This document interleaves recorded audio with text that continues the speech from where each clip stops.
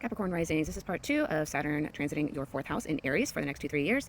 So this is a very foundational childhood wounding house. This is the house of emotions, your family, how you grew up in, and kind of what is your conditioning from childhood. And maybe you're still kind of acting out or taking on negative parts, of this Aries energy in the home environment, and Saturn is coming here to kind of give you a maturing in this area or trying to teach you something that is really slow and it's very uncomfortable for you. And, but in the end, if you actually work on it, it's, really good healing work.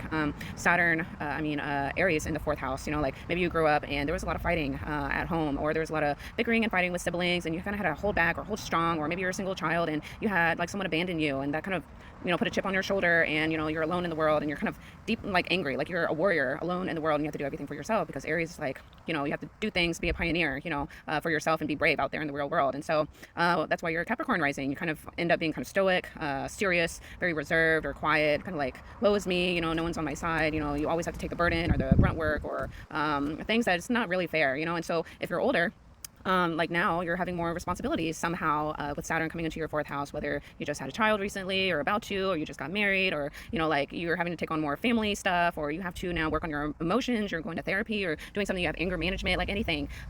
So Saturn is trying to slowly kind of teach you how to heal those emotional parts of you, instead of like escaping or abandoning or thinking really quick. It's like, oh, I don't want to deal with this emotional stuff, like I'm gonna go work out, because that's a very Aries thing to do. It's like, I don't want to think about it, I'm just gonna hurry up and get it over with, because I don't want to deal with it right now, and so I'm gonna go work out and hit the punching bag, or I'm gonna go do whatever I want to do to let off my steam, because I don't want to actually deal with my emotions. I'm going to feel it out, and feel out any frustrations. And so Saturn is here to kind of like really, try and think about, your emotions a little bit. It is healthy to be a little bit vulnerable. If you're a man, it doesn't mean that you are not, masculine in any way. Depends on how you're doing it. Like healthy communication at home is going to actually bring the peace more. If you actually communicate at home, you can avoid a lot of uncomfortable things in the long term if you actually take the time and deal with the emotional person in your home. Like, what's actually going on? Why are they doing that? Sometimes they can't even express how they really feel. They're just being freaking emotional, and then that really is really irritating to an Aries energy, because Aries is so fast. It's like, what do you want? What do you want? And hurry up, because like I have stuff to do, and I don't want to deal with this crying and wailing. It's so weird and uncomfortable, and I don't know how to deal with it, and so Saturn here is trying to teach you those things, so this way you can have like a stronger foundation in the home, family, and emotional well-being department.